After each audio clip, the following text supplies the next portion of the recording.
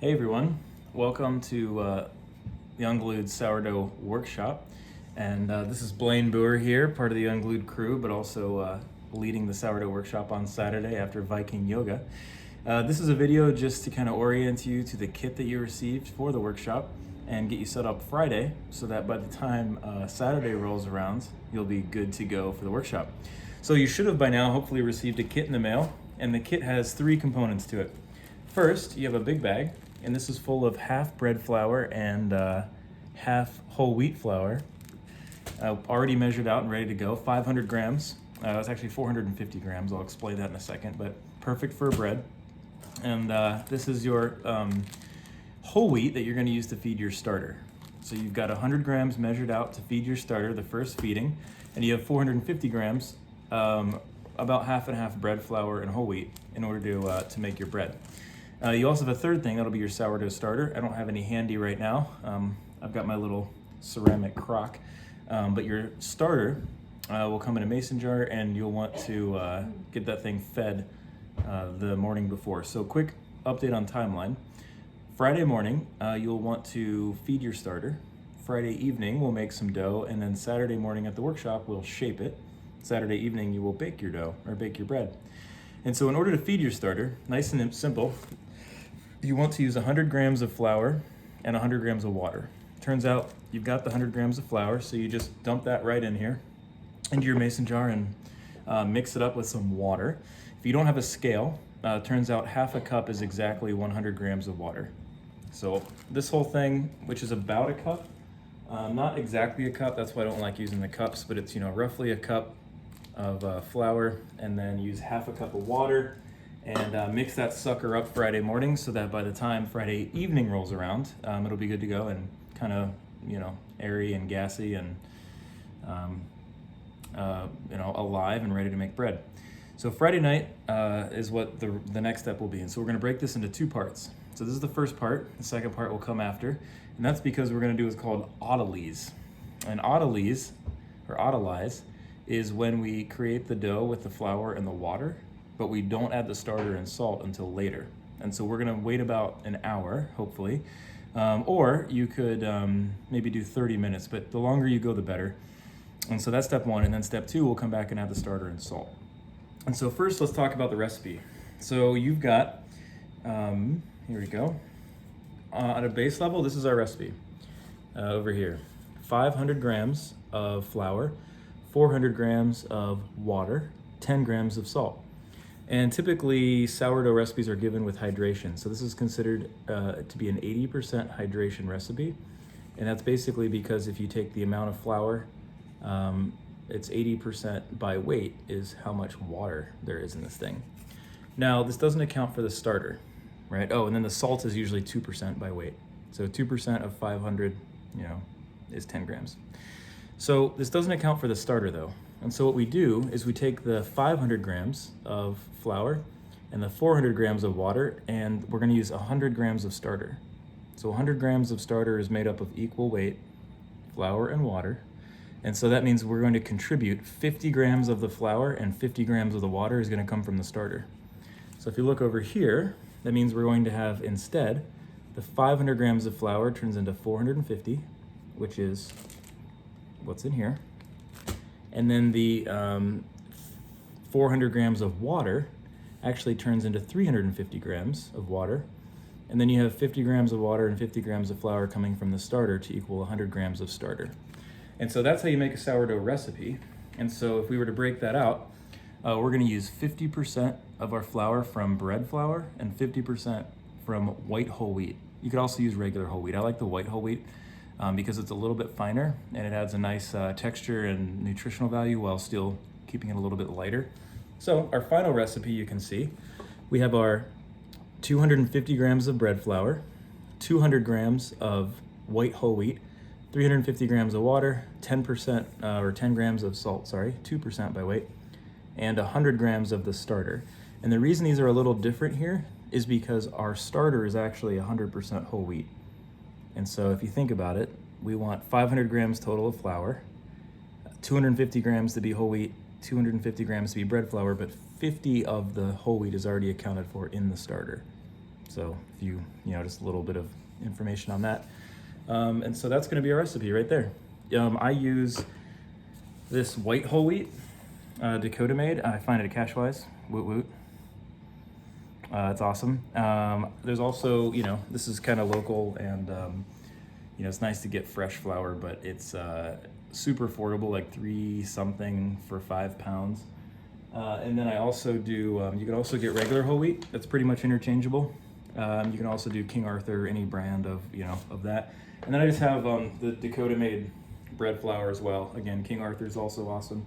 And the bread flour, compared to all-purpose flour, is 13% protein content versus some lower amount, which basically means gluten. So the bread flour allows your bread to have just more gluten so that it stays together better.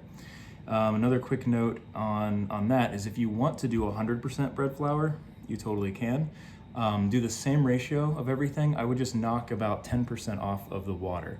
So I would go 70% hydration. So in other words, if you want to go all bread flour, that's fine. Just knock maybe 50 grams off the water content. So instead of doing 350 grams of water, do 300 grams of water. That'll make it easier to work with. Because with the bread flour, it's so fine that sometimes it can like liquefy and become kind of hard to work with. The whole wheat adds a little bit of nice texture. Great, so that's enough of the introduction. Let's start it off. So first thing we're gonna do is I'm gonna do my 350 grams of warm water. I like to do the water first because that way when we add the flour, it kind of sits on top and can mix in. So I've just got my kitchen scale here. I've got it set to 4 cups. So let's see what that water looks like. So 350 ended up being 1.5 cups. Does that seem right? Yeah, that seems about right. I'll double check the math on that. So that's 350 grams or about 1.5 cups of water. And then we're gonna go ahead and add 200 grams of the whole wheat. So again, I'm just going to add this. You don't have to measure it out because you've got it. You can just add all of your flour right here. I'll do 200 grams of the whole wheat. There we go. And then I'm going to do 250 grams of the bread flour to bring us up to our 450 total. Each spoonful is about 50 grams, the big spoon here. And there we go, pretty much dead on, actually 460, so I'll knock a little bit off. There we go, 450 exactly. Now you can mix this by hand, no problem with just a spoon or even your hand, it's fine. I'm just gonna throw it over here in the mixer. Now one thing to note, there's no starter, right? So I haven't added the starter or salt, that's important. The starter and the salt both add stress to it, and this is something that it took me a long time to really figure out. I used to just add the starter and salt right in there, which will still make good bread, but 80% hydration is a little high, and so if you want to pull it off and not have this like super hard to deal with dough, this is like magic. You do this step first, don't add the salt in the starter, and boy, it actually makes a huge difference. So you can see here, we've just got our flour, and where are we at here? Yeah, we'll just kind of get this going. Again, you could totally do this by hand, no problem. I like to use the mixer because, you know, it's kind of fun. And you'll see this come together. Dun, dun, dun. I mean, not a whole lot of magic here, but this will, you want to kind of go until all of the flour and all of the water is kind of mixed together. And again, if you're doing this by hand, it'll just take a few minutes. Over time, you'll feel the texture change. It'll go from being, you know, both powdery and watery to kind of a ball. You can kind of see that coming together already, which is great. All right, getting pretty close. So maybe turn up the speed a little bit, let it really peel it off the sides there. There we go. Yeah, and that's about it. And so we'll let this sit now for about an hour. I've done like 2 to 5 hours even, but you know, not everybody has time for that. So I recommend at least 30 minutes, but 60 minutes seems to be a pretty good compromise. And here, look at it. Let's look at the texture here. And so you can see that it's a little sticky, but it's not like so sticky that it's, I mean, it's still like a ball, right? It's not liquid like water. It's kind of coming together. And if you had pure bread flour with 80% hydration, it wouldn't be necessarily quite this put together. And so what's crazy is that over the next like hour, this will actually change, it'll actually change shape a little bit. It'll become not even as sticky. It'll turn into just more of a dough ball. So then when we go back and add the starter and salt, we'll have to work it in and really kind of like get it in there. But I don't know, it creates like a totally different product. I made the same recipe a few weeks ago, one with the autolyse and one without it. And the one without it it just flattened out a ton in the oven, versus the one with it could stand on its own as like a nice cohesive dough ball. So pretty cool. Let's see, I think that's it. Here's a little step number 1, right? Oh, there we go. We are doing flour and water for about 60 minutes, no starter, no salt. And then here in an hour, we'll do a second video. And this video will be, we'll just add the starter, let it sit, add the starter and salt, let it sit. And then tomorrow at the workshop, we will shape it, get it ready to make bread. And that's about it. Yeah, so I'd recommend buying some whole wheat and some bread flour, or at least just bread flour. The starter right now is fed on 100% whole wheat. I just think that's awesome because whole wheat's great and the starter loves it. You could always switch over to just using all-purpose flour or bread flour if you don't have whole wheat, that's fine.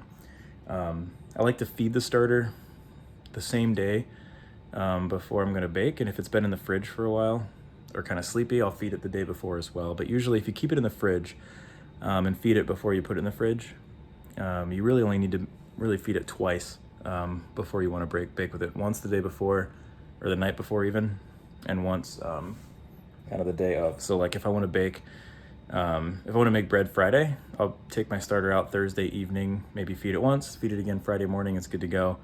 I'll make some bread Friday evening, bake it the following day. So there you go. That's it for now. Thanks a lot.